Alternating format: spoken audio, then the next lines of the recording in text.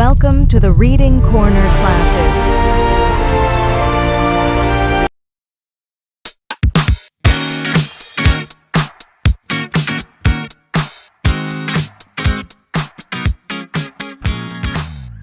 Hello everyone and welcome. I'm Emily. And I'm Paul. We are so happy to be here with you today. It's always a joy to share our English tips. Yes, Paul, it really is. And before we start our wonderful chat today, please remember to like this video, share it with your friends, and subscribe to our channel if you haven't already. It helps us a lot. Exactly. Your support means the world to us. Thank you. So, Paul, today we have a super important topic. It's about training your mouth and your mind for English. What do you think about that? Oh, Emily, I love this topic. It's something many people ask us about.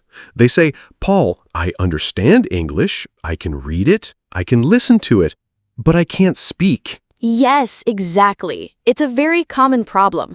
Many people understand English very well, right? They know a lot of words, they understand movies, songs, but when it's time to speak, it feels difficult. Why do you think that happens, Paul? That's a great question, Emily. I think it's because they don't train their mouth. It's like knowing how to drive a car from a book, but never actually sitting in the car and driving.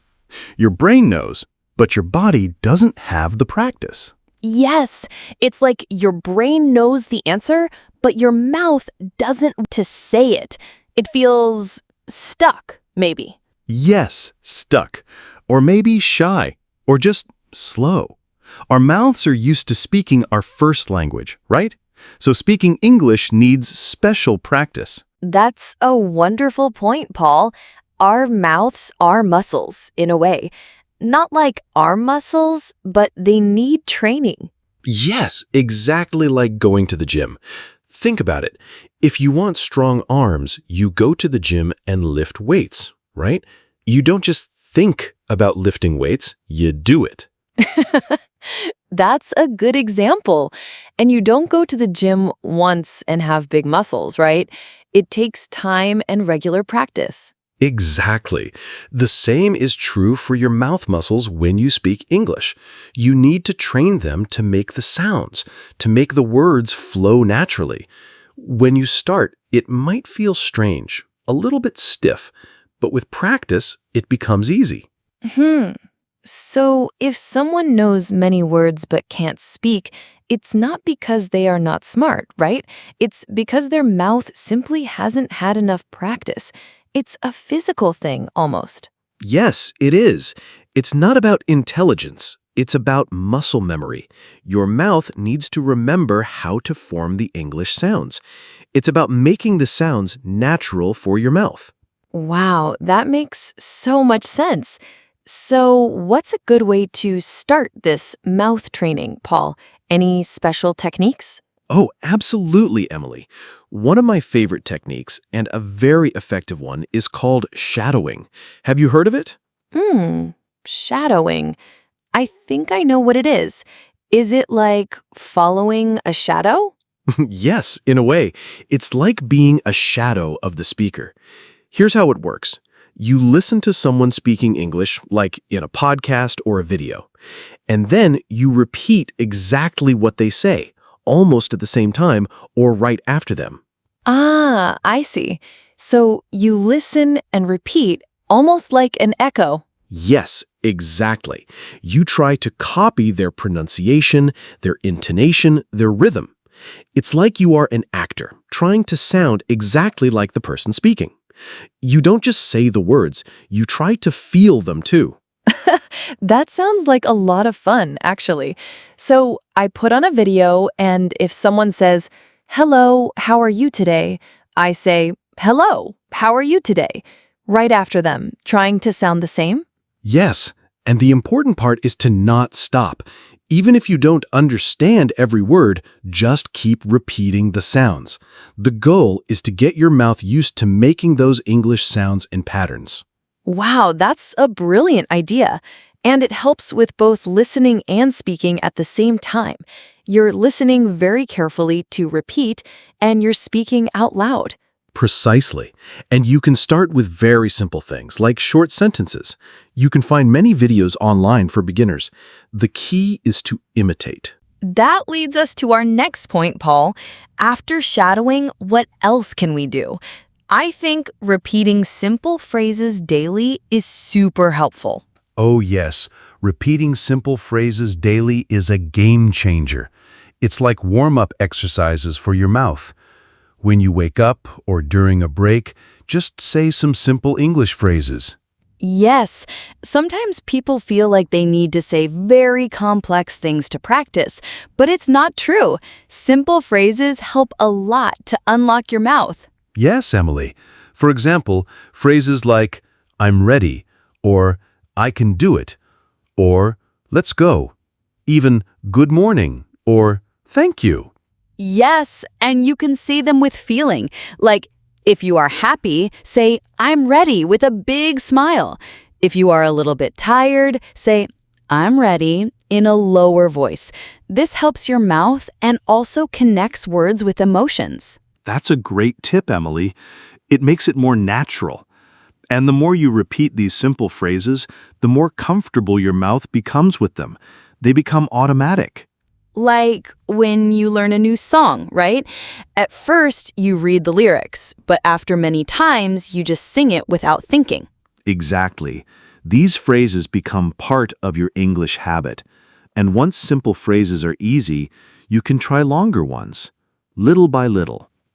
Now, this next tip might sound a little funny, but it's very important. Speak out loud, even if you're alone. Yes, this is my favorite one. People might look at you strangely if you do it in the supermarket, but in your home, it's perfect. Yes, don't be shy. Your home is your safe English zone. You can talk to yourself in English. It might feel silly at first, but it's very powerful. You can talk about your day, what you're doing, what you want to do. For example, I am making coffee now. It smells good. I need a cup.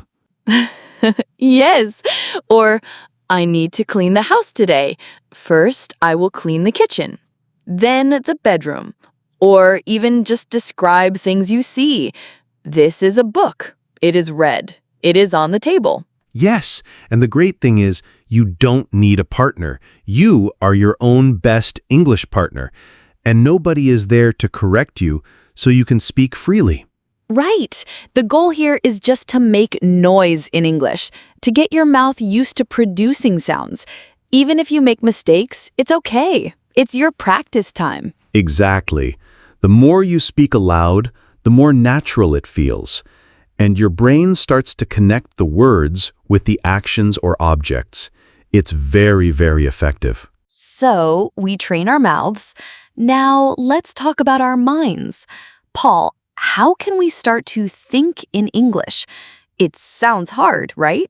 It can sound hard, Emily, but it's a process, step by step, little by little. You don't need to think about complex ideas at first. So not like, I wonder about the meaning of life in English right away. No, not that. Start with simple words. When you see a glass of water, think water. When you feel hungry, think I'm hungry. When you feel cold, think it's cold. Ah, I see. So instead of thinking the word in my first language and then translating it to English, I just try to think directly in English. Yes, and it's okay if you don't know all the words. Just use the words you know. And little by little, you can try to think in simple phrases, like, I need to go to the store, or the weather is nice today. Wow, this seems very helpful because sometimes when we speak, we are translating in our heads, right? And that makes us slow. Exactly.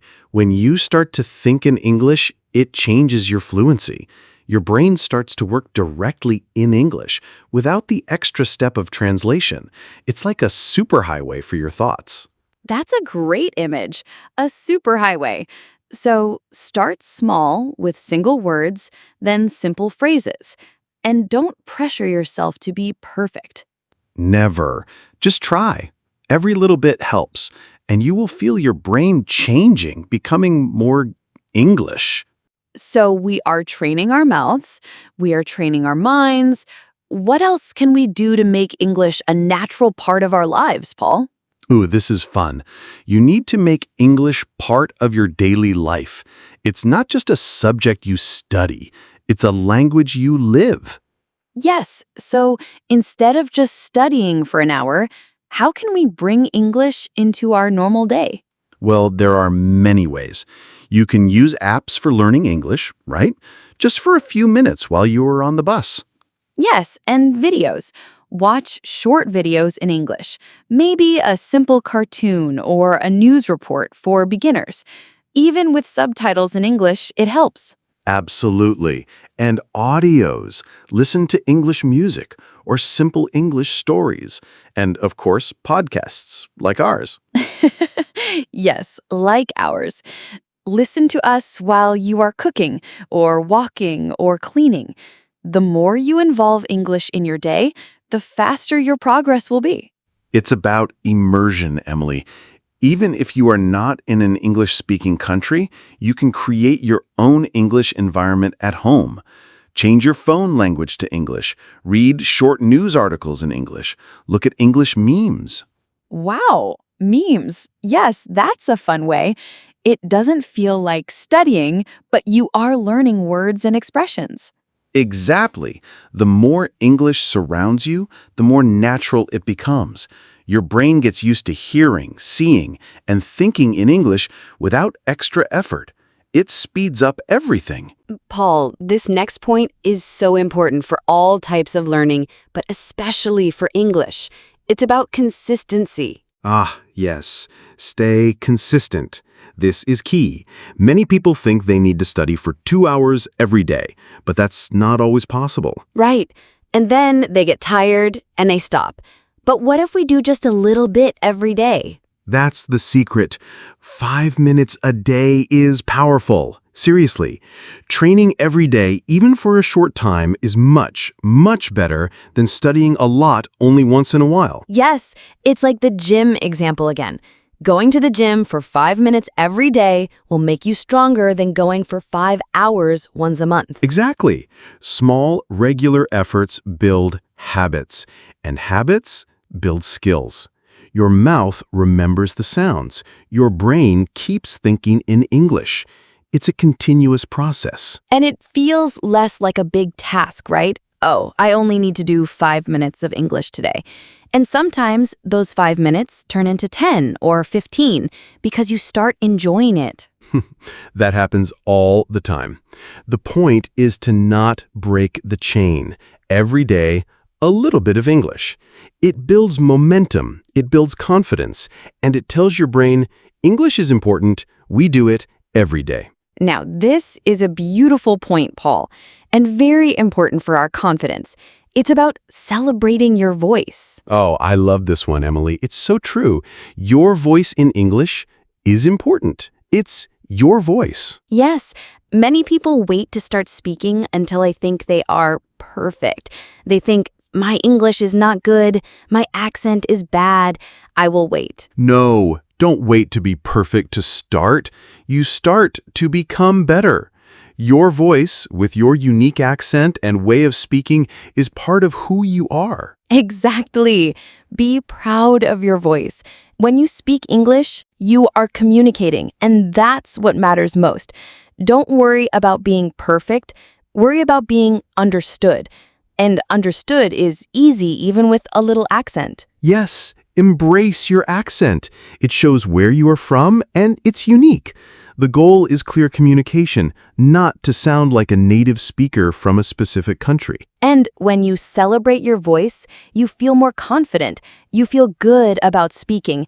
And when you feel good, you speak more. It's a wonderful cycle. It truly is. So next time you speak English, whether it's to yourself or to a friend, just smile and say, "This is my voice. I am speaking English." Paul, this last point connects everything we talked about today, and it's very powerful. It's your brain will follow your mouth. Wow, Emily, that's a deep thought. Can you explain more? Yes, many times we think we need to know everything perfectly in our heads before we can speak, but it's the opposite. So, you mean when you speak, your brain actually learns faster? Yes, exactly. When you use your mouth to form words, to make sounds, to create sentences, your brain is working in a very active way. It's not just receiving information, it's producing it. Ah, I see. So the act of speaking is a powerful learning tool in itself. It's not just showing what you know, it's helping you know more. Precisely. The fluency is born in the practice. It's not born in just reading a book or listening to a podcast. Those are important, yes, but the speaking part makes it real for your brain. So by forcing your mouth to speak, even if it feels difficult at first, your brain quickly catches up and starts to make connections. It's like, oh, we are doing this. I need to help. Yes, it's like your brain is saying, okay, mouth, you are speaking English. I need to give you the words, the grammar, the correct pronunciation quickly. It creates a strong link between sound, meaning, and action. Wow, that's very inspiring. So don't wait for your brain to be perfect. Start speaking and your brain will get there faster. Yes, exactly. The more you speak, the more natural it becomes, and the more your brain adapts to thinking and communicating directly in English. It's a beautiful process. Well, Paul, this has been such an amazing episode. I hope everyone learned a lot about training their mouth and mind. Me too, Emily. It's all about practice and consistency. You can do it. Yes, you can. And remember, everyone, please subscribe to Mr. English channel if you haven't yet. And share this episode with your friends who are learning English. It can help them a lot. And also leave us a comment below. Tell us, what is one simple English phrase you will start repeating daily? We want to know. Yes, we love reading your comments. Thank you so much for joining us today. See you next time. Bye, everyone. Keep practicing.